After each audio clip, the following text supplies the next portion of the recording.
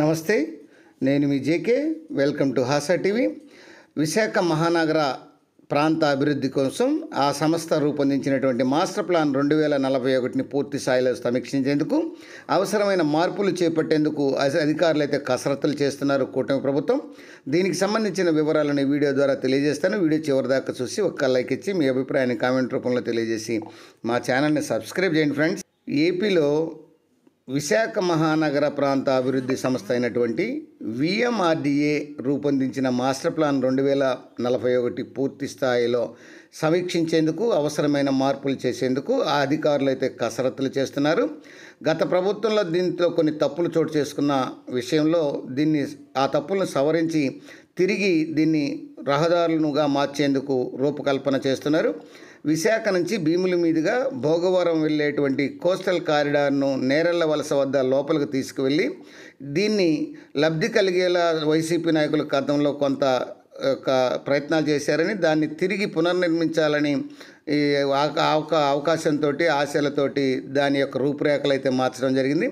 టోటల్గా ఈ 2041 మాస్టర్ ప్లాన్లో భాగంగా మొత్తం 41 రహదారులను అయితే కూటమి ప్రభుత్వం మరియు విశాఖ మహానగర సంస్థ అభివృద్ధి అయితే చేయనుంది.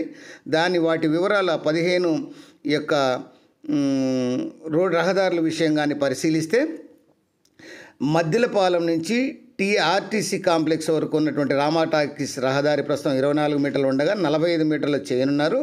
అట్లనే దాబా గార్డెన్స్ అంబేద్కర్ విగ్రహం నుంచి పెన్ స్కూల్ వరకు రహదారి ప్రస్తుతం 18 మీటర్లు ఉండగా దాన్ని 30 మీటర్ల వరకు ప్రతిపాదించారు. సిరిపురంలో దత్ ఐలాండ్ నుంచి శ్రీ ఆసీల్స్ మెట్ట జంక్షన్ వరకు ఈ యొక్క ఈ రహదారి వచ్చేసి ప్రస్తుతం 24 మీటర్లు ఉండగా దాన్ని 45 మీటర్లు చేయడానికి రూపకల్పన చేశారు. ఈ పనులు కానీ చేపడితే ఈ జీవీఎంసీ కమిషనర్ బంగ్లా, అటు సంపత్ వినాయక ఆలయం, ఇటు పలు షాపింగ్ మాల్స్ అయితే కొంత దెబ్బతినేటువంటి అవకాశం ఉంది. అట్లనే జాతీయ రహదారిలో తాడిచెట్లపాలెం జంక్షన్ నుంచి రైల్వే స్టేషన్ వరకు ప్రస్తుతం 18 మీటర్ల పొడవు ఉంది. దీన్ని 45 మీటర్లకు పెంచుతారు. ఈ విస్తరణలో రైల్వే ఆస్తులు కూడా ఎక్కువ పోతాయి. అట్లనే దసపల్లా హిల్స్లో సర్క్యూట్ భవనం నుంచి నవరోజీ రోడ్డు వరకు మార్గం ప్రస్తుతం ఇది 12 మీటర్లు ఉండగా దాన్ని 30 మీటర్లుగా ప్రతిపాదించారు. ఈ మార్గంలో రాకపోకలు తక్కువగా ఉన్న ఈ యొక్క రసపల్లా భూములు కొట్టేసినటువంటి వైసీపీ బాచీకి ఈ భారీ భవనాల నిర్మాణాలకు అనుకూలంగా మార్పులు అయితే చేయనున్నారు.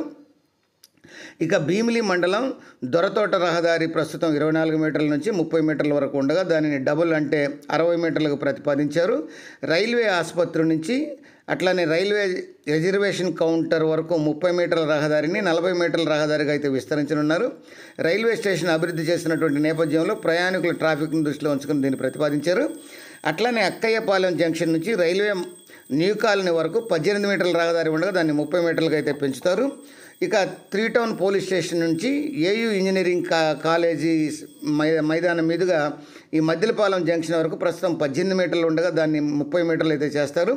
అట్లనే చావుల మధుం జంక్షన్ నుంచి ఎల్ఐసి జంక్షన్ అంబేద్కర్ విగ్రహం వరకు ప్రస్తుతం 18 మీటర్ల రహదారి ఉంది.